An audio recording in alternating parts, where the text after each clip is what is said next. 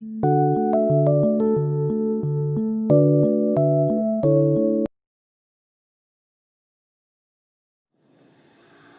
everyone in Sri Parekh Science College, Mahua, which is running through under the management of Balwant Parekh Education Trust. આજે સમગ્ર વિશ્વની અંદર જ્યારે corona જેવી મહામારી ચાલી રહી છે ત્યારે આપણા ટ્રસ્ટીશ્રીઓ તથા આપણા પ્રિન્સિપલશ્રી દ્વારા ઓનલાઈન એજ્યુકેશનનો નિર્ણય લેવામાં આવેલ છે. આ ઓનલાઈન એજ્યુકેશન અથવા લેક્ચર્સની અંદર હું Rishi Goswami from the department of chemistry આપ સૌ વિદ્યાર્થીઓનું કેમેસ્ટ્રી વર્લ્ડની અંદર હાર્દિક સ્વાગત કરું છું. હવે આપ સૌ વિદ્યાર્થીઓ BSc sem 5 TY BSc or you can say last year of બીએસસીની અંદર પ્રવેશ કરી ચૂક્યા છો ત્યારે before we are enter in BSc sem 5 એ પહેલાં મારે થોડી ઘણી વાતો તમારી સાથે શેર કરવી છે, જેની અંદર વોટ ઇઝ કેમેસ્ટ્રી ત્યાંથી આપણે સ્ટાર્ટ કરશું. ખરેખર now you are bachelor of chemist એવું તમે ભવિષ્યમાં તમારા નામ આગળ ટેગ લાગશે ત્યારે કેમેસ્ટ્રી ખરેખર છે શું એનો ખ્યાલ હોવો જરૂરી છે. So we are start from the chemistry. What is chemistry? તો કેમેસ્ટ્રી એટલે કે શું? તો કેમેસ્ટ્રી શબ્દ જે છે એ ખરેખર અપભ્રંશ થઈ ગયેલો શબ્દ છે. જેમ આપણી ગુજરાતી ભાષાની અંદર ઘણા બધા શબ્દો જે છે એ અપભ્રંશ થઈ ગયેલા છે, એ જ રીતે આ કેમેસ્ટ્રી શબ્દ જે છે એ અપભ્રંશ થઈને આવે. આજથી ઘણા વર્ષો પહેલાં લોવાયાસા નામનો એક પ્રાંત, એ પ્રાંતની અંદર જે પ્રજાતિઓ રહે છે તેને લોવાયસ્ય જાતિના પ્રજાતિઓ એવું કહેવામાં આવે છે. આ પ્રજાતિ અથવા એ વખતના લોકો કાળી માટીનું અધ્યયન કરતા, એટલે એ લોકોએ એ જે અધ્યયન જે છે એને કેમેટિંગ એવું નામ આપ્યું. અહીં કેમેટિંગ શબ્દનો અર્થ થાય છે કેમી કહેતા કાળું. એ લોકો કાળી માટીનું અધ્યયન કરતા હતા. That's why that whole process is known as કેમેટિંગ. પછી બાય ધ ટાઈમ જેમ મનુષ્યના વિચારોની અંદર ફેરફારો થયા, થોડી ઘણી ટેકનિક્સ, થોડી ઘણી પદ્ધતિઓ, થોડા ઘણા ઇન્સ્ટ્રુમેન્ટ્સ ડેવલપ થયા અને ક્લાસિકલ યુગ જ્યારે આવ્યો ત્યારે એ લોકોને ખ્યાલ આવ્યો કે આપણે જે આ ખરેખર પ્રોસેસ જે કરી રહ્યા છીએ, માટીનું અધ્યયન કરીને એમાંથી જે કાંઈ પદાર્થ આપણને મળે છે એનો રેગ્યુલર જીવનની અંદર ઘણો બધો ઉપયોગ છે. એ વખતે એ લોકોને ખરેખર આઈડિયા નહોતો કે ખરેખર આ વસ્તુ છે શું.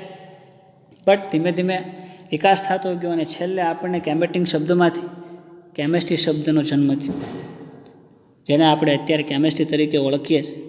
હવે તમને એવો સવાલ થાય કે સર કેમેટિંગ એટલે તમે એવું કહો છો કાળી માટીનું અધ્યયન, પણ હાલના તબક્કે આપણે જોવા જઈએ તો we are dealing with the so many chemicals in the chemistry. કેમેસ્ટ્રીની અંદર આપણે ઘણા બધા કેમિકલ સાથે જ રમત રમીએ છીએ. તો આમાં કાળી માટી ક્યાં? પણ એ વખતના લોકો જે હતા એમને એવો આઈડિયા નહોતો કે પૃથ્વીના અધ્યયનમાંથી, પેટાળમાંથી જે કાંઈ વસ્તુ મળે છે, જે કાંઈ પદાર્થ મળે છે એ છે શું. પછી ધીમે ધીમે સાયન્ટિસ્ટો આવ્યા ત્યારે એ લોકોએ આ જે કાંઈ પદાર્થ મળે છે એ લોકોનું આખું ક્લાસિફિકેશન હતું અને એવું દર્શાવ્યું કે ભાઈ આમાંથી પૃથ્વીના પેટાળમાંથી અમુક વસ્તુઓ જે મળે છે જેને ધાતુઓ કહેવાય, એમાંથી અમુક અધાતુઓ છે અને આ ધાતુઓ અધાતુના વર્ગને ડિસ્ક્રાઇબ કરતું એક આવર્ત કોષ્ટક અસ્તિત્વમાં આવ્યું. ઇવાનો દી વિચ મેન્ડેલિફ નામના વૈજ્ઞાનિકે આધુનિક આવર્ત કોષ્ટકની રચના કરી. આ આવર્ત કોષ્ટકની અંદર ઘણા બધા ધાતુઓ, ઘણા બધા અધાતુઓ, ઘણા બધા અર્ધધાતુઓ, એલિમેન્ટનો સમાવેશ કરવામાં આવ્યો અને હાલના તબક્કે અત્યારે ઓલમોસ્ટ લગભગ 200 આજુબાજુ અથવા 200ની અંદર એટલા એલિમેન્ટ્સ, તત્વો જે છે એ અસ્તિત્વ ધરાવે છે. તો આ જે પૃથ્વીના પેટાળમાંથી વસ્તુઓ જે મળી છે એને આ રીતના ક્લાસિફિકેશન થયું.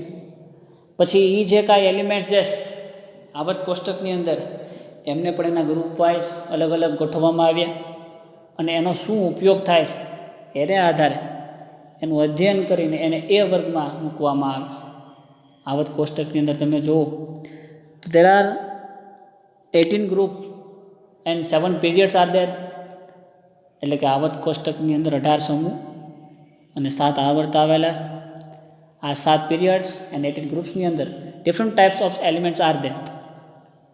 બધા જ એલિમેન્ટના અધ્યયન પછી ખ્યાલ આવે કે we are getting so many things from the cluster of the અર્થ. એવું પણ કહી શકાય કુદરતમાંથી આપણને ઘણા બધા એવા એલિમેન્ટ્સ મળે છે કે જેનો આપણા જીવન રોજિંદા જીવનમાં ઘણો ઉપયોગ છે. ત્યારબાદ ક્લાસિકલ યુગની અંદર કેમેસ્ટ્રી જે છે, કેમેસ્ટ્રીના અલગ અલગ 4 વિભાગ પાડવામાં આવ્યા, ટાઈપ્સ ઓફ કેમેસ્ટ્રી. એની અંદર organic chemistry, inorganic chemistry, physical chemistry, analytical chemistry and structural chemistry. બધા જ ટાઈપ્સ ઓફ કેમેસ્ટ્રી છે, એટલે કે મૂળ તો બધાની અંદર કેમેસ્ટ્રી જ છે, but we have to explain everything with some different ways. એટલે કે ઓર્ગેનિક કેમેસ્ટ્રીને જોવાનો નજરિયા અલગ છે, ઇનઓર્ગેનિકને જોવાનો એ જ રીતના ફિઝિકલ, એ જ રીતના analytical and structural. But before we are going in deep, આ કેમેસ્ટ્રીના જે પ્રકાર છે એની અંદર મુખ્યત્વે તો 4 જ છે, ઓર્ગેનિક, ઇનઓર્ગેનિક, ફિઝિકલ ને એનાલિટિકલ. બટ નાવડેઝ તમારે એક નવો ટોપિક, નવું સોપાન એન્ટર થાય છે, અને જે છે સ્ટ્રક્ચરલ કેમેસ્ટ્રી. આમ તો જોવા જઈએ તો સ્ટ્રક્ચરલ કેમેસ્ટ્રી જે છે એનાલિટિકલનો જ પાર્ટ છે, અને છેલ્લે લાસ્ટ એટલીસ્ટ જોવા જઈએ તો એનાલિટિકલ ને structure both are the part of physical chemistry. મૂળ કેમેસ્ટ્રી 4 ભાગમાં ડિવાઇડેડ છે, પણ આ એનાલિટિકલ અને સ્ટ્રક્ચરને લીધે ફિઝિકલ જે છે એ બહુ લેન્થી થઈ જતું હતું. That's why the physical will be divided into 2 parts, like analytical or structural, whatever. But before we move ahead, we are થોડા આગળ જઈએ એ પહેલાં થોડી ઘણી આપણી જે ઓલ્ડ મેમરીઝ જે છે એને તાજી કરી લઈ ત્યારે, કારણ કે આ ઘણા દિવસથી લોકડાઉનનો માહોલ ચાલે છે, તો થોડું ઘણું આપણું જે નોલેજ જે છે, થોડું ઘણું જે હતું એ પણ કે ને કાટ ખાઈ ગયો છે, તો એને જરાક રિવાઇઝ કરી લઈ ત્યારે. What is organic chemistry?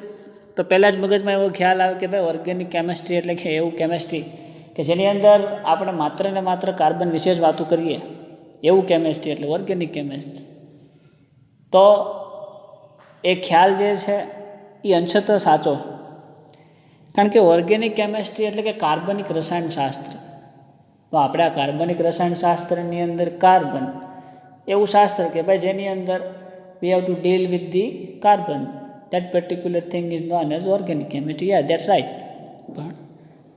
પણ આપણે ખરેખર જો ડેફિનેશન દેવી હોય તો એવી દઈએ કે ભાઈ આ કેમેસ્ટ્રીની એક એવી બ્રાન્ચ કે જેની અંદર આપણે કુદરતમાંથી મળતા એવા પદાર્થો કે જેની અંદર મુખ્ય ઘટક તરીકે કાર્બન, હાઇડ્રોજન અને ઓક્સિજન હોય, કે બધાનો મેઇન ગ્રુપ, ફંક્શનલ ગ્રુપ તમે જે વાત કરતા હો એ કાર્બન હોય, હાઇડ્રોજન હોય અથવા ઓક્સિજન હોય, એવા પદાર્થની જે કાંઈ પ્રક્રિયાઓ, ક્રિયાવિધિ છે, ક્રિયાવિધિ એટલે mechanism of that particular reaction, તેમની એપ્લિકેશન શું છે, અને what are the properties of that particular compounds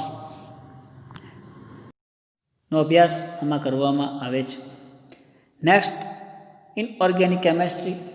તો ઇનઓર્ગેનિક કેમેસ્ટ્રી રસાયણ વિજ્ઞાનનો એક એવો વિભાગ છે કે જેમાં મુખ્ય તત્વ અથવા તો મુખ્ય ઘટક કાર્બન ન હોય, ધાતુઓ અથવા અધાતુઓ હોય છે. બહુ વિશાળ પ્રમાણમાં ધાતુ, અધાતુઓ અને અર્ધધાતુઓનો અભ્યાસ ઇનઓર્ગેનિક કેમેસ્ટ્રીમાં કરવામાં આવે છે, જેને આપણે મેટલર્જી તરીકે પણ ઓળખીએ છીએ. ઇનઓર્ગેનિક કેમેસ્ટ્રીનો મુખ્ય બેઝ પિરિયોડિક ટેબલ, કારણ કે પિરિયોડિક ટેબલની અંદર તમને ધાતુઓ, અધાતુઓ અને અર્ધધાતુઓ બે જોવા મળે છે. બટ અહીંયા વળી પછી એક ફેક્ટર, જેમ આપણે ઓર્ગેનિકમાં કીધું હતું કે ઓર્ગેનિક કેમેસ્ટ્રી એટલે કે એવું કેમેસ્ટ્રી કે જેની અંદર we are dealing with the only compound whose are possess carbon. તો આવટ કોષ્ટકની અંદર પણ કાર્બન આવે છે. તો ઘણાને એવો ડાઉટ થાય કે સર તો આને ઓર્ગેનિક કેમેસ્ટ્રી ન કહેવાય? ના, આપણે એવું કીધું છે મુખ્ય ઘટક તરીકે અહીંયા ધાતુઓ, અધાતુઓ, અર્ધધાતુઓ હોઈ શકે છે, જ્યારે ઓર્ગેનિક કેમેસ્ટ્રીની અંદર મુખ્ય ઘટક તરીકે કાર્બન, હાઇડ્રોજન અને ઓક્સિજન હોય છે. એવા સંયોજનોનો વિશાળ અભ્યાસ ત્યાં કરવામાં આવે છે. રાધર દેન દેટ એલિમેન્ટ્સ, સિવાય એ તત્વો બીજા ઘણા બધા કમ્પાઉન્ડ છે, તેનો અભ્યાસ આપણે ઇનઓર્ગેનિક કેમેસ્ટ્રીમાં કરીશું. બીજા ઘણા બધા ટોપિક જે point group theories, symmetry of molecules, valence bond theory, coordination chemistry, કાર્બધાત્વીય સંયોજનો, આ બધા જનો વિશાળ પ્રમાણમાં આપણે અભ્યાસ ઇનઓર્ગેનિક કેમેસ્ટ્રીમાં કરીએ છીએ. Then after that inorganic chemistry, physical chemistry. So what is physical chemistry? Physical chemistry એટલે કે એવા સિદ્ધાંતો, એવી પદ્ધતિઓ, એવી ટેકનિક્સ કે જેની શોધ અથવા તો આવિષ્કાર ફિઝિક્સની અંદર થઈ પણ તેની એપ્લિકેશન કેમિસ્ટ્રીની અંદર અથવા કેમિકલ સિન્થેસિસની અંદર કઈ રીતે થાય તેને દર્શાવતું એક શાસ્ત્ર છે જેને ફિઝિકલ કેમેસ્ટ્રી કહેવામાં આવે છે. ફિઝિકલ કેમેસ્ટ્રીની અંદર તેનું હાર્ટ કહેવાય ટોપિક તમને કહું: thermodynamics, quantum chemistry, statistical mechanics and chemical equilibrium. થર્મોડાયનેમિક્સની અંદર you are studying with the lots of thing. જ્યારે કોઈ પણ રાસાયણિક પ્રક્રિયા આપમેળે થશે કે કેમ તેનો ખ્યાલ આપણને થર્મોડાયનેમિક્સ દ્વારા મળે છે. કોઈ પણ પ્રક્રિયા આપમેળે થશે કે કેમ તેનો ખ્યાલ પણ આપણને થર્મોડાયનેમિક્સ દ્વારા મળે છે. કેમિકલ ઇક્વિલિબ્રિયમ એ જે રાસાયણિક પ્રક્રિયા છે એ રાસાયણિક પ્રક્રિયાની અંદર સંતુલન છે કે કેમ તે પણ આપણે થ્રુ ધી ફિઝિકલ કેમેસ્ટ્રી મળે છે. So it's a very important part of chemistry. કોઈ પણ રાસાયણિક પ્રક્રિયા જે છે એ આપમેળે થશે કેટલા સમયમાં થશે, સ્ટાર્ટ થશે તો કેટલા સમયમાં પૂર્ણ થશે તેનો ખ્યાલ આપણને કેમેસ્ટ્રીની આ બ્રાન્ચ આપે. તો આ બ્રાન્ચની અંદર we are dealing with the physics એવું પણ આપણે કહી શકીએ, કારણ કે ફિઝિક્સની અંદર જે કાંઈ પદ્ધતિઓ, પ્રિન્સિપલ જે છે એનો ડાયરેક્ટલી એપ્લિકેશન બેઝ જે છે એ કેમેસ્ટ્રીની અંદર કઈ રીતે થાય છે તે આપણને આ બતાવે. ત્યારબાદ એનાલિટિકલ કેમેસ્ટ. તો it is a sub part of physical chemistry, you can say that કે એનાલિટિકલ અને સ્ટ્રક્ચરલ કેમેસ્ટ્રી જે છે એ ફિઝિકલનો જ એક પાર્ટ છે. પણ ફિઝિકલ કેમેસ્ટ્રી જે છે બહુ લેન્ધી હોવાને કારણે we are dividing physical into another two parts like analytical or structural chemistry. In this thing કેમેસ્ટ્રીની અંદર આ એક એવી બ્રાન્ચ કે જેની અંદર વિવિધ પદ્ધતિઓ, વિવિધ સિદ્ધાંતો દ્વારા પદાર્થની ઓળખ, અલગીકરણ તથા પદાર્થનો જથ્થો નક્કી કરવામાં આવે છે. તમે લોકોએ આગળના સેમેસ્ટરની અંદર ઓર્ગેનિક સ્પોટિંગ એટલે કે OS, ઇનઓર્ગેનિક ક્વોલિટેટિવ એનાલિસિસ એટલે કે IQ, volumetric analysis, gravimetric analysis કરી ચૂક્યા છો. તો those all methods are belongs from the analytical chemistry. એ બધી જ મેથડ જે છે એ એનાલિટિકલ કેમેસ્ટ્રીમાંથી બિલોંગ કરે છે. કારણ કે તમે એ ટેકનિક્સની અંદર અંતે કાંઈક ને કાંઈક પદાર્થનો જથ્થો in ml or in normal or molar આ બે ટર્મ્સની અંદર ફાઇન્ડ કરો. ગ્રેવિમેટ્રિક એનાલિસિસ હોય તો તમે છેલ્લે એફીનો ગ્રેવિમેટ્રિક હોય તો છેલ્લે એફીનું વજન કેટલું આવે છે એને ગ્રામમાં આઈડેન્ટિફાઈ કરો. વોલ્યુમેટ્રિક એનાલિસિસ હોય એટલે કે કદમાપક પૃથ્થકરણ. તે કદમાપક પૃથ્થકરણની અંદર તમે છેલ્લે કેટલા નોર્મલનું સોલ્યુશન તમને અનનોન આપેલું છે તેનો ખ્યાલ દર્શાવો. તો આ બધી જ ટેકનિક જે છે એ એનાલિટિકલની અંદરથી બિલોંગ કરે. સ્ટ્રક્ચરલ કેમેસ્ટ્રીની વાત કરીએ તો તેના નામ ઉપરથી જ તમને ખબર પડી જાય કે સ્ટ્રક્ચરલ કહેતા structure. In this chemistry V have to deal with structure. પણ કોનું સ્ટ્રક્ચર? તો કે we are studying chemistry, so obviously the structure are also belong from the chemistry. આપણે કોઈ પણ મોલેક્યુલ્સ લઈ તો એ મોલેક્યુલ્સનો કોઈ એક પર્ટિક્યુલર શેપ હોય. એ શેપ આપણને ખબર છે. ફોર એક્ઝામ્પલ, દાખલા તરીકે આ રીતના રિનિયર હોય, કોઈ એક એ બી પ્રકારનો મોલેક્યુલ છે તો આ પ્રકારનું રિનિયર હોય. બીજો કોઈ એવો મોલેક્યુલ જે છે એ આવી રીતના ટ્રાયેંગલ શેપમાં હોય. સપોઝ અહીંયા A, B ઓર C. આપણને ખ્યાલ છે because we have aware with the valence bond theory or you can સે VSEPR થિયરી. VSEPR થિયરી આપણે બધા જ્યારે 11th-12thની અંદર હતા ત્યારે VSEPR થિયરીનો ખ્યાલ મેળવ્યો હતો. Valence share electron pair રિપર્ઝન. એટલે કે આ સિદ્ધાંત દ્વારા કે કોઈ પણ મોલેક્યુલ જે છે એ મોલેક્યુલ્સના સેન્ટર એટમથી સરાઉન્ડિંગ એટમ જે છે એ મિનિમમ અંતરે ગોઠવા છે. કેટલા અંતરે? કે જ્યાંથી બધા વચ્ચે સેન્ટર ઓફ એટમ અને સરાઉન્ડિંગ એટમ વચ્ચે ઓછામાં ઓછું અપાકર્ષણ થાય એ રીતના તે લોકો અવકાશમાં ગોઠવાય છે અને એક પરફેક્ટ શેપ ધારણ કરે છે. જેને સ્ટ્રક્ચર કહેવામાં આવે. Molecules have possess lots of structure. Identical structure આપણને ખબર છે, લિનિયર, ટ્રાયગોનલ, બાયપિરામિડ, ટેટ્રાહેડ્રલ, ઓક્ટાહેડ્રલ, આવા મૂળભૂત એના શેપ, આકાર, એનો અભ્યાસ કરતું એક કેમેસ્ટ્રીનું એક શાસ્ત્ર જેને સ્ટ્રક્ચરલ કેમેસ્ટ્રી કહેવામાં આવે છે. તો આ બધા જ મોલેક્યુલ આવો આકાર ધરાવે છે, એનો ખ્યાલ કઈ રીતે?